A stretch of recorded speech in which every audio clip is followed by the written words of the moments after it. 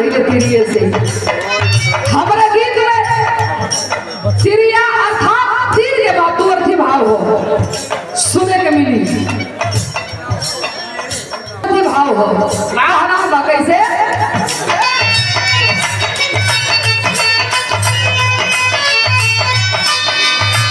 चले अत्रि भारे ब्रह्मा विष्णु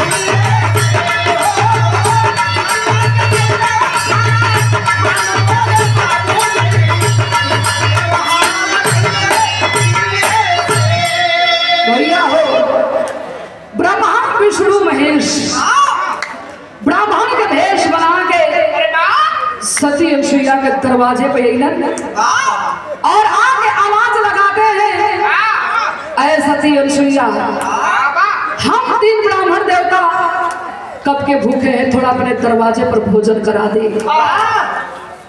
3 थाली में परोस के ले जाती है और तीनों भगवान रूपी ब्राह्मण के सामने आसन लगा के और बैठाती है। तीनों थाल में भोजन सामने लगा देती है। सामने जब भोजन गया तो तीनों भगवान इनकार कर दिए कि नहीं भैया करिए हल्ला कम हो पंचायत बहुत करो थोड़ा लोग। तीनों भगवान इनकार कर दिए ये भोजन हम लोग नहीं करेंगे। अबला जात आंख में आंसू आ गया कि अरे हमारे सेवा में कोनो चूक हो गई का। हाथ जोड़ के पूछ रही है कि प्रभु हे ब्राह्मण देवता हमसे कोनो चूक हो गई का। फलन की नहीं अगर ये भोजन तो खिलाना चाहती है तो पूरे शरीर के वस्त्र उतार के नंगी हो जा और नंगी होके ये भोजन करवाओ। ये भोजन हम लोग कर लेंगे। आंख में आंसू आ गया रोने लगी। अबला जात सोच रही कि अगर हमारे दरवाजे से 3 ब्राह्मण देवता बिना भोजन करने बगैर चल जी हम तो हमारे पति के अपमान हो जाएगी। हाथ में गंगा जल लेके परोर के मारती है। तीनों भगवान 6 महीना के बालक हो गए और वही सती अनुसुईया पूरे शरीर के वस्त्र उतार के नंगी हो जाती है और जान पर बैठा के भोजन कराने लगी। भोजन करा के पन्ना में डाल दिली। तीनों भगवान झूलत हुआ। तीनों देवियन के पता चलल आगे पैर पकड़ गई कि ने प्रकट करई करे बिना पूरा दुनिया आधार भइल चाहत है। तब कभी से लिखा हुआ बैठ जा मंदिर बिया तने तो हूं ए भैया यही सब बतावे के पड़ल कि नंगा के कैले फरमान मोरे बाबूजी अब तीनों देवहार गईले तिरिये से। भाव कैसे कमला शंकर चुन्नी वाले मिर्जापुर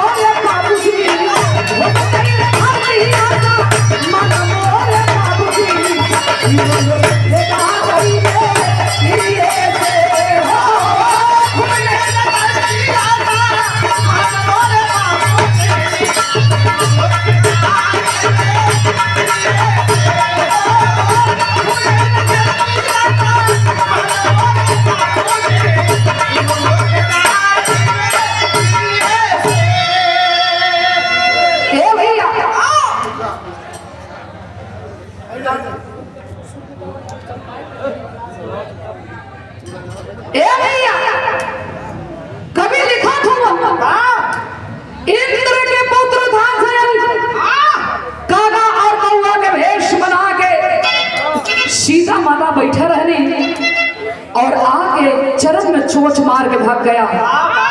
भगवान राम अलन तो कहलन कि सीते अरे तोरे गोड़ से खून चुआ था, तू आराम से बैठा रहो। कली के प्रभु खा बताई एगो कौआ आके चोंच मार के भाग गिल ह। भगवान गुस्से में लाल हो गए, धनुष में तीर चढ़ा के छोड़ दिए।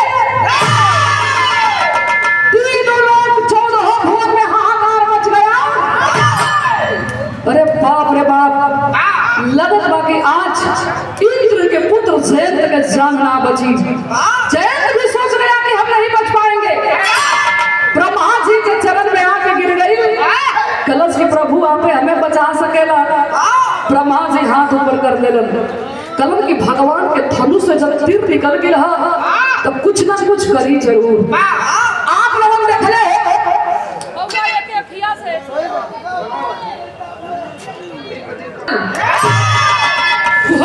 धरती या सम्मान मारे बाबूजी, अब तीनों लोग खेदा गए तिरिये से। और जौन मेन ऑपरेटर हलन लड़का के कहत हन कि 500 का ढोलक ले आके कबे ने कहत हो कि बढ़ावा बढ़ावा बेटा तोरे समझ से हमन के बेवकूफ गवैया लोग का चीज का नहीं बतावा ई का साउंड बोलत था, कुछ नहीं बोला था। अरे चच्चा कैसे गाई आप बतावा। आप बोलो होगा आप क्या के साउंड करो आज के। और मतलब वो बजाने के लिए तो बजाए।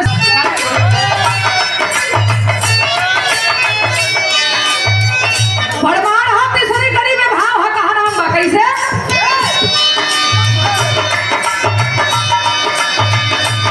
बारह कवि के कलम विरहा में हम बताऊंगी कि आजकल के लेखनी लपेट घसेटी को लिखा था, लेकिन विरहा के पारखी आप नमन बैठल हुआ कहा नाम बा कैसे।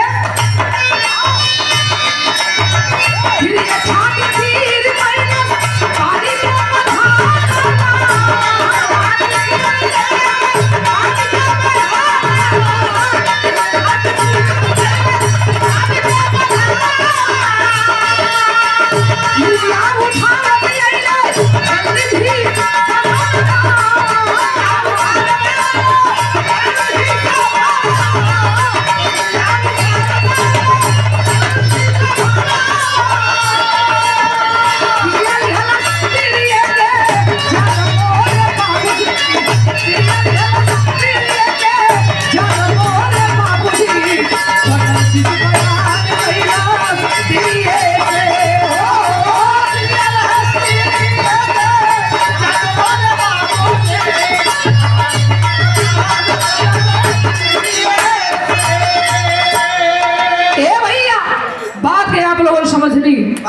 लड़ाई के मैदान में मेघनाथ जब मार गया तो मेघनाथ के भुजा जाके लंका में गिरल और कटल का भुजवा निकलस के अरे शिवलोचना तेरा पति मेघनाथ मार गया। हाय हाय हाय हाय रोते धोते भगवान राम के पास जाती है और रो के कहती है कि प्रभु हमार तो दुनिया उजड़ गई हो मालिक, हमारे पति के कटल का मुड़िया दे देता तो अंतिम दाह संस्कार ले जाके कर देती। एक थाल में कटल का मुड़िया रखल रहे। भगवान कहलन कि हम कैसे मानी कि तोरे पति के मुड़ी हो। तबले कटल का मुड़िया बोल पड़ल कि हाँ प्रभु हम ही शिवलोचना के पति मेघनाथ हैं। तो कभी लिखा हुआ तिरिया तिरिया के जान मारे बाबूजी अब कटल शीश बयान कैलस तिरिये से।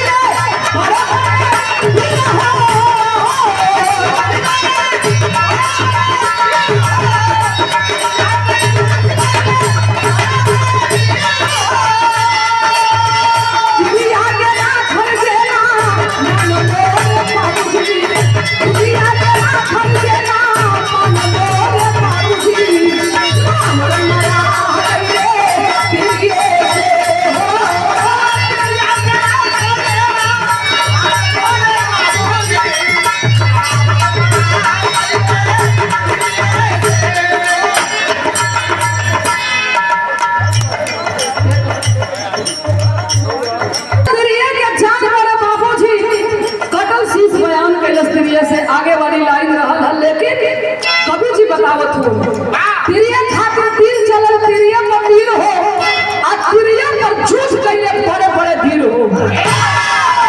तिरिया के राखल जेना मान मेरे बाबूजी रावण मरा गए तिरिये से। रावण जैसा विद्वान, उतना बड़ा चमत्कार इस धरती पर इस दुनिया में कोई नहीं था, लेकिन घोर अपमान किया। आग शक्ति भवानी मां सीता को चुरा के लेकर गया और अपने मौत के खुद ही रावण आगमन दिया कि नहीं। कभी जी बतावत हो उनके धरती पर ये दुनिया में नारी के तिरिया के जो सम्मान ना करिलस, कब कहाँ कब बेइज्जत हो जी, कहाँ मार जी, ऊपर कोनो गारंटी ना हो। तो कहाँ नाम बा कैसे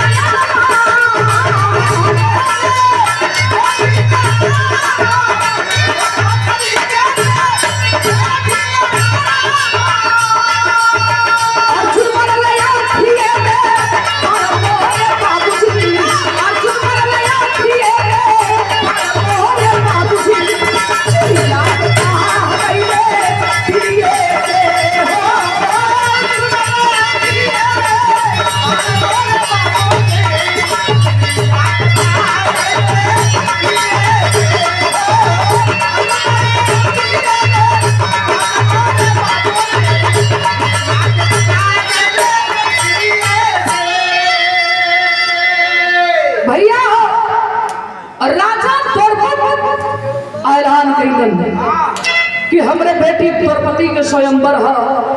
आज स्वयंवर में कहा करहा में तेल खौलल करी, अच्छर में मछली घूमल करी, वही तेलावा में ताके के आज मछली के आंख में तीर मारी, वही से अपने बेटी द्रौपदी के शादी करो। भैया पांचों खंडवा गई नहीं, कभी से लिखा अर्जुन मरले आँखिया में बाण मोरे बाबूजी और तिरिया के पा गई तिरिये से। प्रमाण हो कैसे महाभारत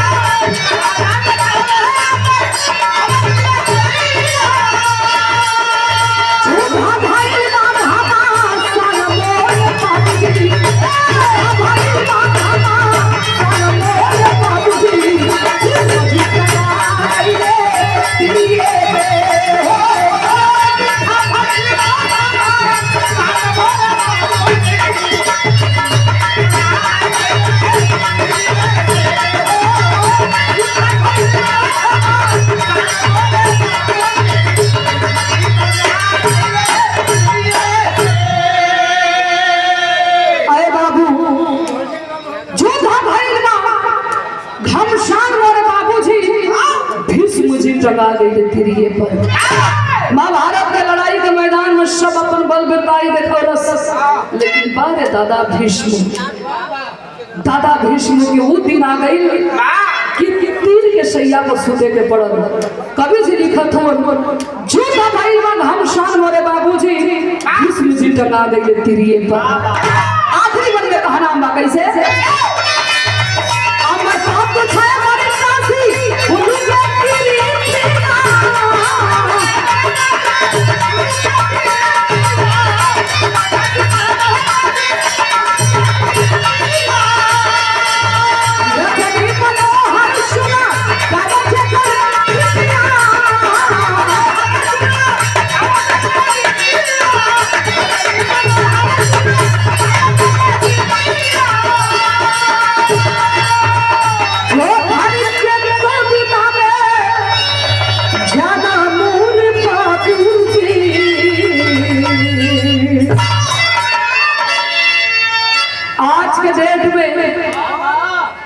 अपने बिरहा समाज की स्थिति बतावे जाते हैं और बहुत बढ़िया बात कवि जी लिखले हुए का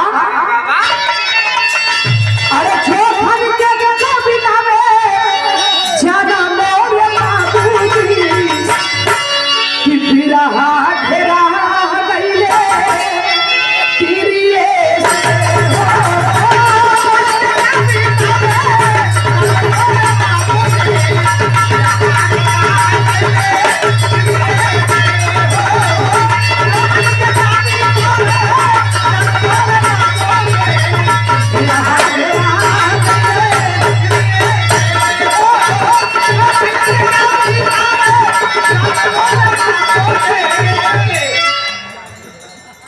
बहुत अच्छे तरह